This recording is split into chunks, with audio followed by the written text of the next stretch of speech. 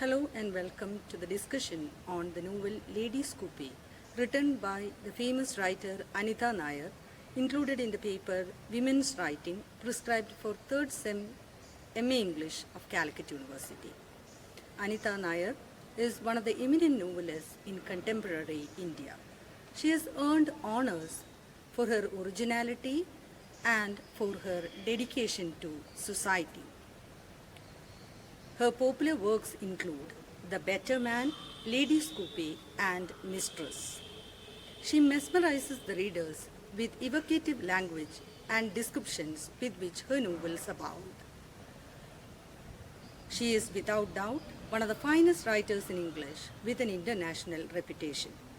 Her maiden work, The Better Man, has placed her among the most self-conscious Indian novelists, and her second novel, The Lady Scoopy, is in some ways better than the first, though it is not possible to draw a parallel between the two since they are largely different. In Lady Scoopy, Anita Nair portrays typical Indian middle-class families living in a traditional manner. In the novel, she deals with the concept of patriarchy and signifies a notion of a relationship of inequality. The story is an attempt to show how in real life suppression and oppression do not always come in recognizable forms, but in the guise of love, protection, and an assurance of security. Though patriarchy is a common concept in women's lives, Anita Nair carefully depicts the diversity within each woman, as she does not want to put the lives of women into one ideal. In the novel, she puts forth a question: can a woman live without a man and be happy? Or does she need a man to make her feel complete? It is the story of a woman's search for strength and independence. In 2002, it was elected as one of the 5 best books of the year in India. It is about women's condition in a male-dominated society, told with great humor, insight, and solidarity. Lady Scoopy is a very suggestive title which can be interpreted in a subaltern perspective. It implies the marginal position accorded to women in the traditional Indian society, like a coopy in a train which restricts the space of being. The society is quite unsure of the safety and security of women, and they are allotted separate queues and ladies' compartment, which itself reveals how hard it is for a woman to survive in a male-dominated society. The Lady Scoopy is counterpart to a cell which imprisons women folk in Indian society in the name of culture, tradition, and convention. It symbolizes the circumscribed space that women are offered by the society, which warrants security and safety, but is a cell in disguise. Anita Nair points out that the life of women is at stake in this patriarchal society because they are treated as the other.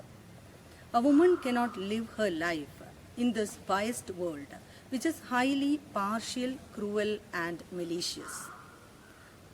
Moving on to the story, The Lady Scoopy.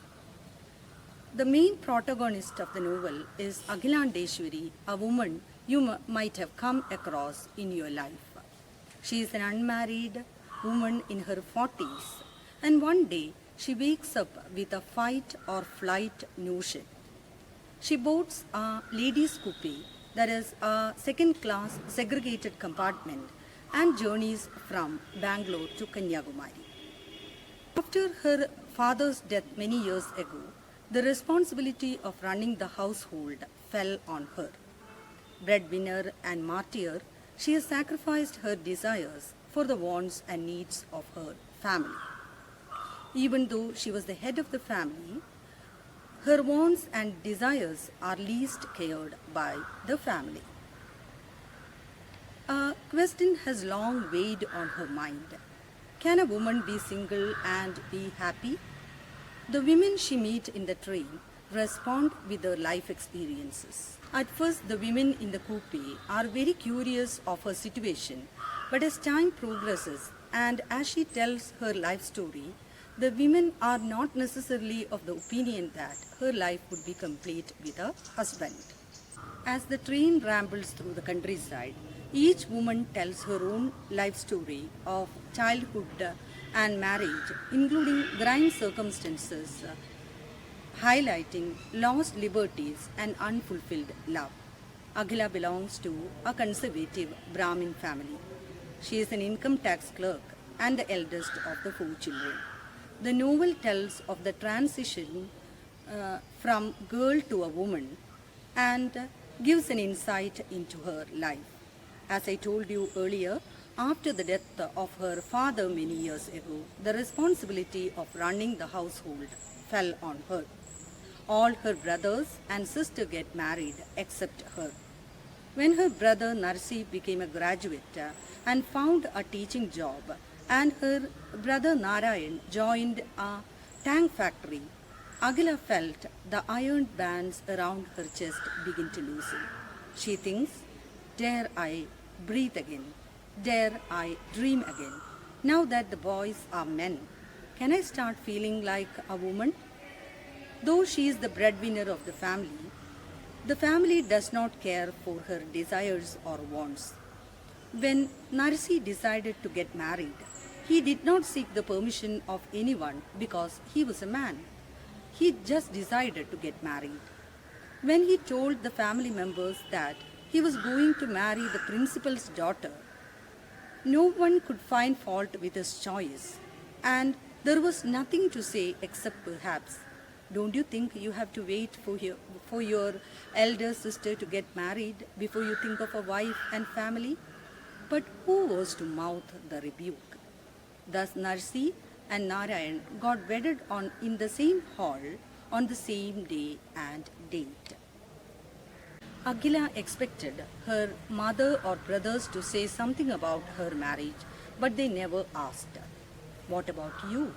Ever since Appa died, you have been the head of the family. Don't you want a husband, children, and a home of your own? Nobody asked her anything regarding this. Though she was the breadwinner of the family, her desires and wants are not cared by the family members.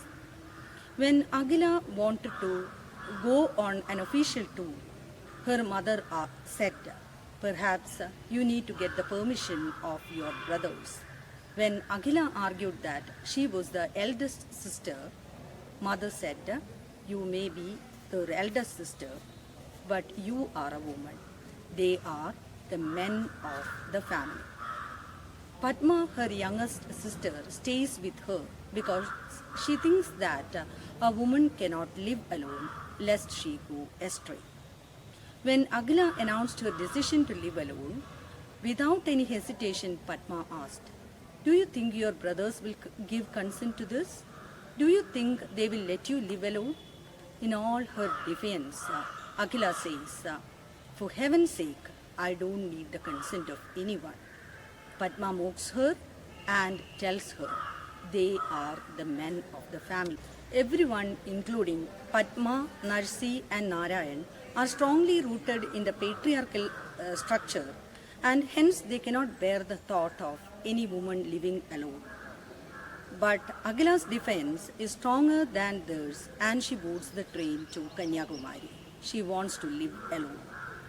Of the 5 women that she meets in the ladies' coupe, Janaki is the oldest, with a story that many women of her age will identify with. She has been married for 40 years, and she is a woman who has learned to love the man she married. There was always someone to protect her throughout her life. First it was her father, then it was her brother, then husband, and now it would be the turn of her son. She tells Akhila about her wedding night, her monotonous life after having been married for long. She also tells her of her fights with her son, who has switched over his allegiance to his wife's family. Janaki has always thought that To be a good mother and a good wife are the two duties of a woman, and she has always tried to make her home her kingdom. It is too late to amend when she realizes that even a strong and independent woman can make a good wife and a good mother. The next to narrate the story is Sheila, a 14 years old girl who is a very sensitive girl and is blessed with a deep insight. She looks at the people around her and the relationship between her mother, grandmother, and father and develops an insight about life. She is a victim of child abuse. Her friend's father, Nasser, tried to seduce her. One Sunday afternoon, when she went to the house, rushing in from the heat, with a line of sweat beading her upper lip, Nasser had reached forward and wiped it with his forefinger. The touch of his finger tingled on her skin for a long time. The girl child's helplessness and the sex-mongerer's foul intention on female body, irrespective of age, education, maturity, status, and fear, is indicative of the current scenario where every now and then girl children's lives are under sinister threat. Anita Nair brings to surface the sexual abuse of girl children by adult men. By beautiful art of narration, she tries to project that women are sexually subaltern. Sheila is very much attached to her grandmother till she dies, and this attachment brings in some maturity to her. Her conversation with her fellow travelers reveals her maturity, and it seems to be a very matured one.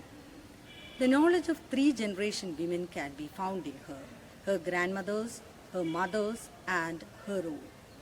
She knows that a woman turns to a mother when she has no one else to turn to. And women know that only a mother will find it possible to unearth some shred of compassion and love that in everyone else has become ashes. When her grandmother dies of cancer and her body is prepared for funeral, Aguila dresses her grandmother in good costumes and jewels. She remembers the words of her grandmother. The only person you need to please is yourself. When you look into the mirror, your reflection should make you happy. Thus, she fulfills the wishes of her grandmother by adorning her dead body with jewels and good costumes. A 14-year-old girl's maturity and deep insight of life is portrayed by Anita Nair through the character of Sheila. So far, we have listened to the life stories of Akhila, Janaki, and Sheila. The stories of the other 3 women will be dealt in the next session. Thank you.